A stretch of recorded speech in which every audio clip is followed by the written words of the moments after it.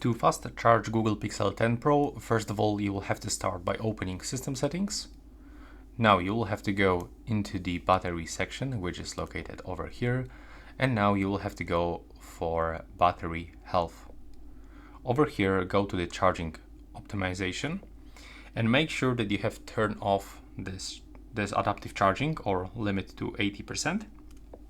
And now all you have to do is just to plug it in into the 30 watts charger, because this smartphone support up to 30 watts wired charging. So we have to plug the cable over here, and now you will get this charging information in the right upper corner, and that's pretty much it.